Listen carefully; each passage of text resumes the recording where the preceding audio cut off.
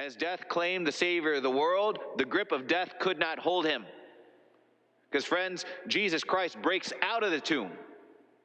He breaks out of the tomb, and so with St. Paul we can exclaim, "O death, where is thy sting? O grave, where is thy victory? You have no power here. Christ our Savior has cast out all fear of you because he has rendered you powerless."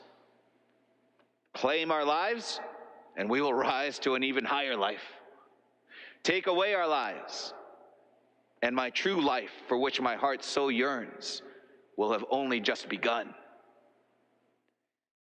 And brothers and sisters, we don't have to wait until our earthly death to get a taste of that sweet victory.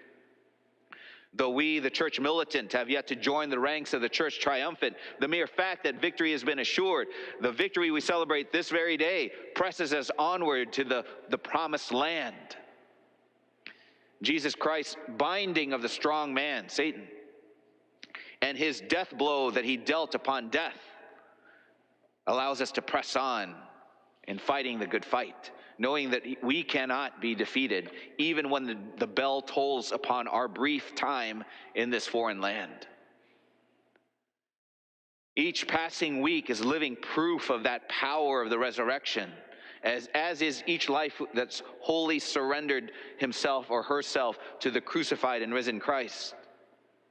As priest, Father Brian and I see reminders of that all the time. We share it with each other.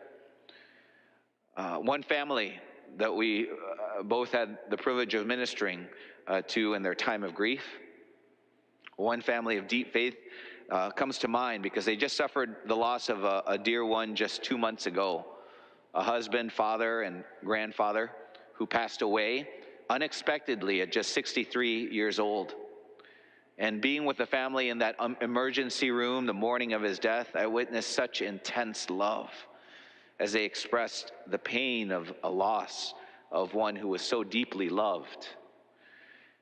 But their notes and the way they've remained faithful and steadfast in the midst of such agony have been such an inspiring witness to Father Brian and me of how the power of the resurrection, the truth of the resurrection, raises us up even amidst great suffering that can be soul-crushing were it not for God's grace lifting us back up. Jenny, his wife, said, "I want to thank you for coming to the hospital for our family. Having you by our side was the only way I could let go of Tom. You will never know what your kindness has meant." Friends, I can assure you that it was not me that had that effect. I didn't know what I was doing. I was speechless in the face of such grief and heartbreak, were it not for the prayers of the church. It was simply the grace of Jesus Christ working through his sacrament of holy orders to be that visible sign of the invisible grace that was working. That was the way of God telling Jenny, "It's okay. I've got Tom now. And next time you see him, he will be more alive than you can ever imagine."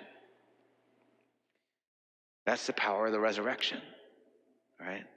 And his daughters, who have leaned on their relationship with the Lord during this time, have sensed God's consolation through all of this. Sheila said this about her faith in this very church in which we now worship. She said, "Walking down this aisle at St. John Church brings so many emotions. My dad's parents, my parents walked down it for their wedding. All 4 grandparents have walked down this aisle before their final resting place. John and I walked down it in 2012 when we were married. Countless baptisms, first communions, and holiday masses, and most recently to celebrate my father. It is our place of comfort.